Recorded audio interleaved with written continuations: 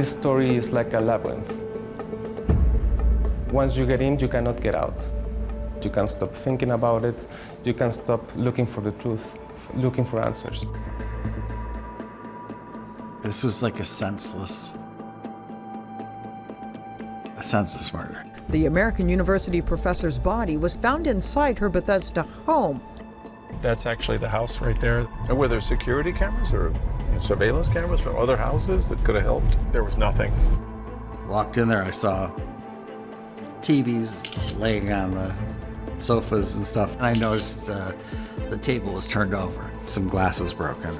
This is the view down the stairs. You can see Sue's shoes there, and then around the corners where we found Sue on the floor. She had been involved in a really bloody, violent struggle. Sue Marcum was fighting back. Absolutely. It's on the news every 10 minutes, and you see her smiling face. The night that she was killed, she appeared like she was socializing with someone. You're not going to do that with a stranger.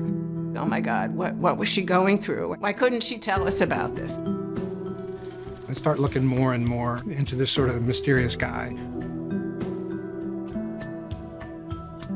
Normally, when I publish a story, I get it out of my system, but this one was different. And one day I got one call that changed everything. It was like a Hannibal Lecter moment.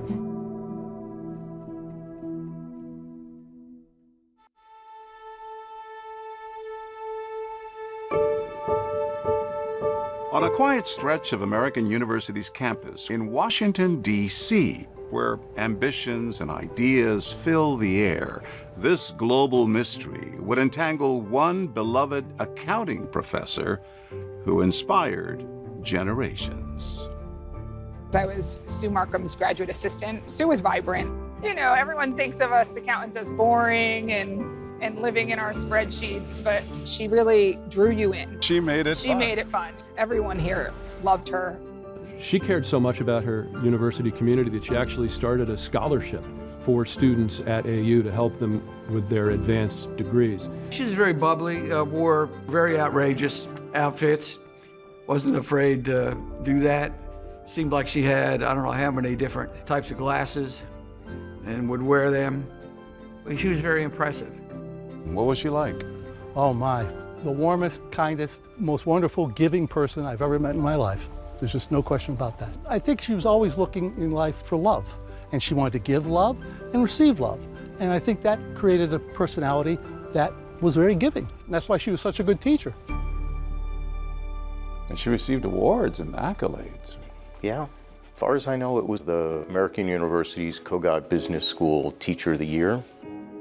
What was it like growing up with your little sister? We had fun together, and it was a very close-knit family. She was a free spirit, a very strong woman, smart, very giving.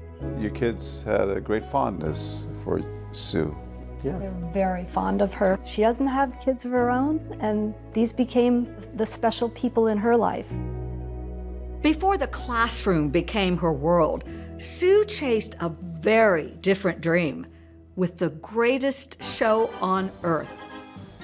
She joined the circus. Honest to goodness, Ringling Brothers and Barnum and Bailey Circus as their tax manager. She told me the story that she walked into the lobby at Ringling and there was a great big stuffed, I think it was gorilla, and thought to herself, oh, I want to work here. This is the right place for me.